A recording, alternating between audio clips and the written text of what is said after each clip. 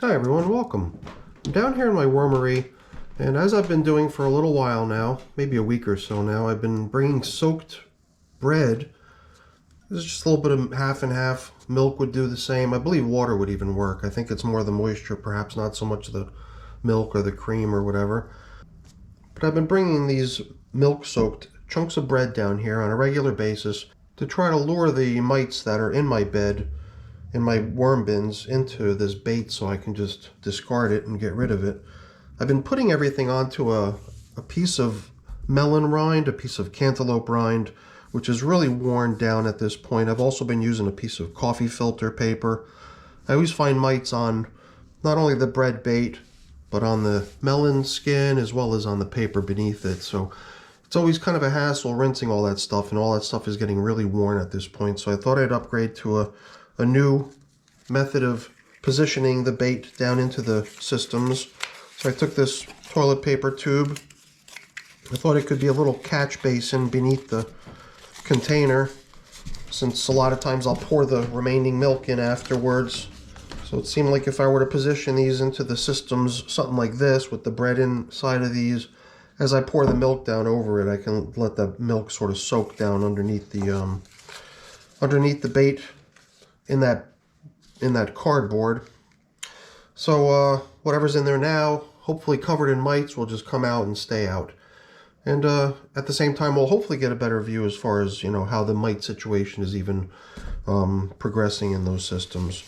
But my assumption is that we'll have to continue baiting because there's probably still mites coming together for the bait. So let's get started.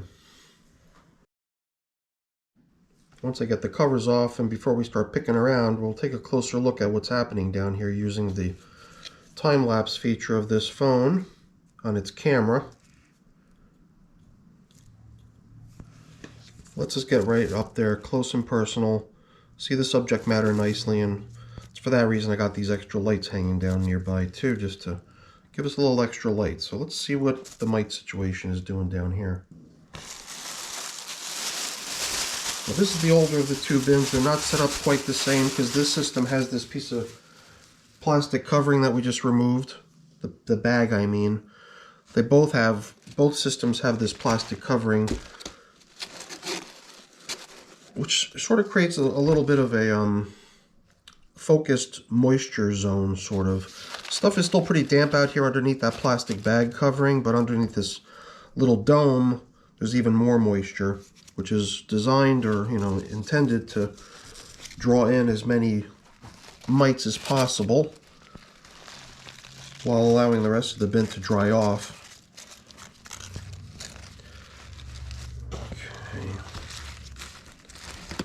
Setting the stuff aside here, I could definitely see mites. They seem to be focused over on this side.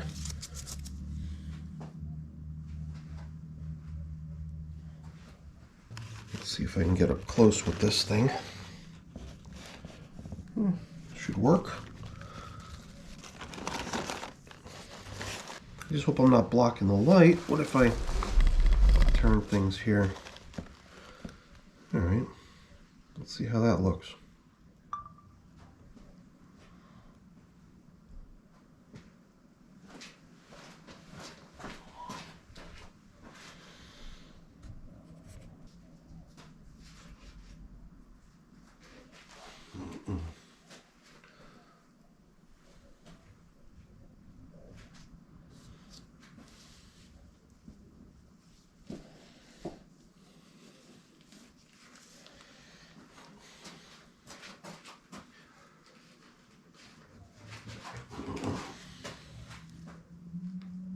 It's a little bit difficult with the naked eye to see what's going on, but with the camera up close, the way you can get there with the phone, you can definitely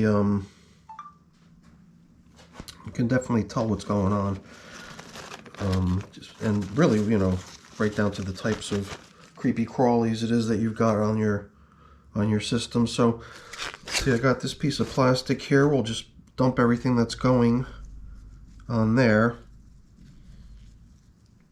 And then we'll reset this bait station with our new gadget. Oh, we don't want to take any worms, right?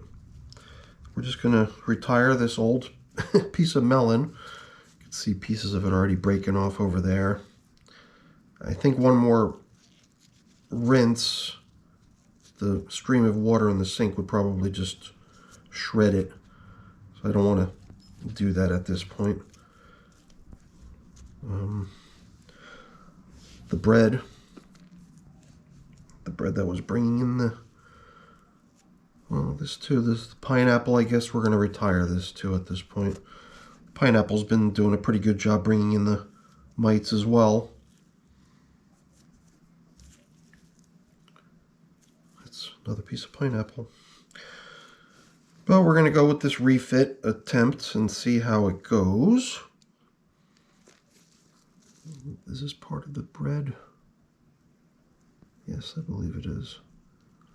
It's always so hard to see how many mites are on the bread because it's so light in color. But I'm going on the assumption that it's gonna draw in the mites, and that we're not really relying on the melon to do that.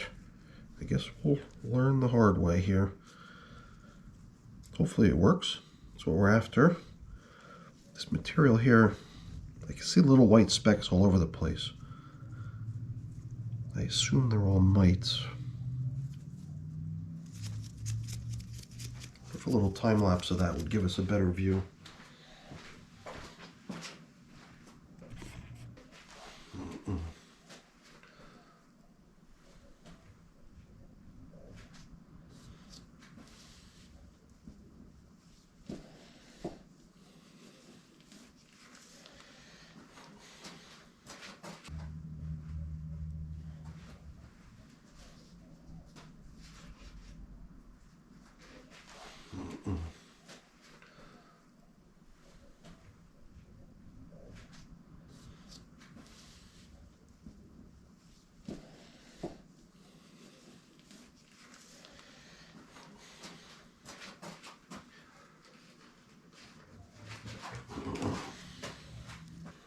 All I did was I moved aside this piece of paper, and underneath it was this big pile of the grapes that I had fed recently. I took pity on this bin and I wanted to throw in some really damp, juicy foods for them, so I gave them a snack, and there was a bunch of grapes. And there's where all the worms are, or at least that's where they should be. I was starting to feel bad, so I put pile of grapes on both sides of the bin. So I think there's a similar pile on the other edge too. But I haven't seen it surface this way. And oh man, it's like a mite factory. I thought there might just be a couple chunks of fruit on the surface, but now that we're digging down into it, it seems like there's a good amount of it remaining. And the mites are all over it. You know, I should have been a little bit more, what's the right word, logical about what type of food to give the worms, because I could have given them something that didn't have, like, you know, tons of sugar in it and not as juicy maybe, or whatever the case may be, and the worms would have been content with it. But I've gone ahead and I created a my goodness, yeah, it's just a ton of mites in this. Not surprising. It almost seems like a waste of time to continue trying to bait them in one little area when they've got all this stuff and probably an equal amount over on the other edge too, where they can roam for free without any concern about being baited out of the system and hauled away. My goodness. Well, I guess live and learn, right? Probably could have forecasted it too if I had just given it a little bit of thought. So what do I do with this system? You know, it seems illogical to try to pick out all these grapes. It just seems most sensible to let the worms keep going at it and do away with it all. Just wondering if, are there any of them that is kind of still intact, was my worry, because then it'll just sit there. It'll take forever for any worms to be able to get through it. But it does seem like they're all, some of them seem like they haven't been squished. Guess I should probably do that at least if I'm in here. But do I bother with the bread bait at this point? Or do I just have to kind of let the mites go? Let them help with the reduction of the grapes down to nothing. But maybe this bin has got to go back to just drying for a while.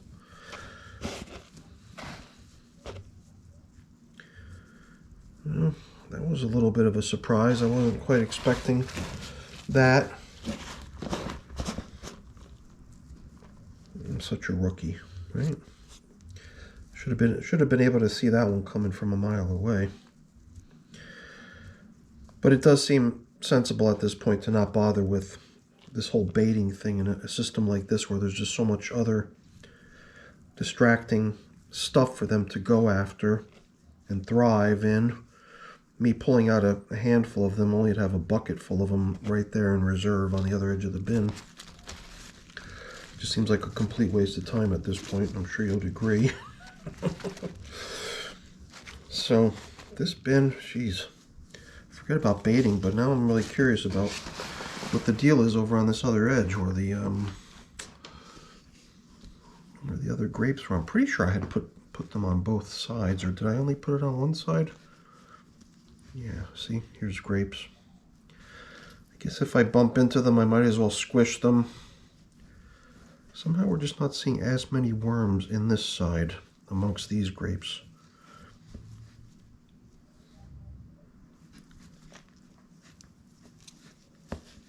But I could pretty much see just as many mites. They're pretty all over the place. Any place I'm kind of hitting into a grape down below, I'm just giving it a little pinch to try to make sure it's ruptured. All the moisture of it can come out. Hopefully that'll help with its consumption, speed it along, hopefully. Alright. Get some of this more dry stuff down in here too. Well, I guess in this system, maybe it is a good idea to skip the baiting. Screw it. Yeah, no reason to try to bait mites out of a system like this. Not for a while. Not for a couple weeks, I would think. I think it's already been a couple weeks since those grapes were placed in here. I'll have to check my spreadsheet. And they're getting broken down gradually, I guess. And they're probably one of the only things in here that's supplying all this moisture that we saw throughout the entire bin. And the plastic helping it to stay in there. Well, yeah, no bait for you. Let's cover this thing up.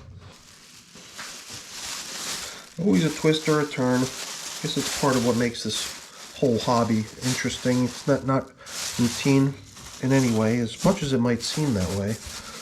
The whole basic idea being, yeah, I've got worms, and yeah, my worms break down all my kitchen scraps and other household waste, but once in a while you're trying to kind of untie a knot and deal with a sticky situation. And the solution isn't always quite that clear. Alright, let's get the other system out here and see how that's doing.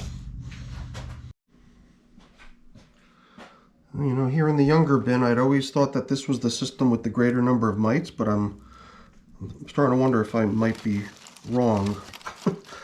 So, I mean, after seeing what was in that older African nightcrawler system, all those mites all over those grapes, that's a pretty large number of mites all over the place. Here, maybe, since I didn't add any food, I didn't try to take mercy on this bin.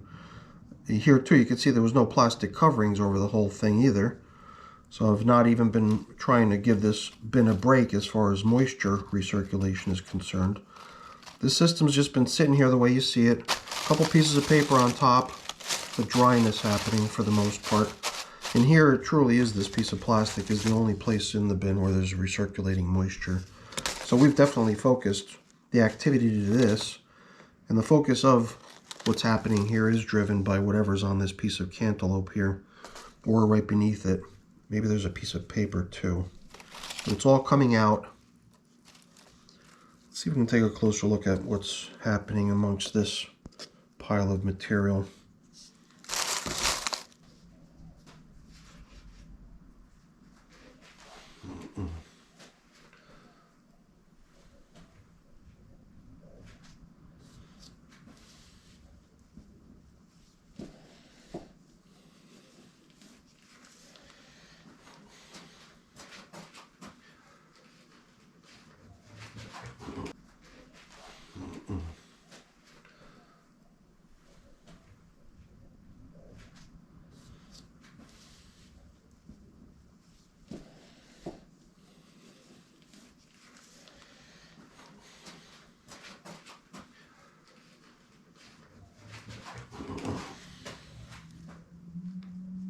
Big sidetrack, I think, with that realization that those grapes that I had given that other system were becoming a kind of a haven for the mites.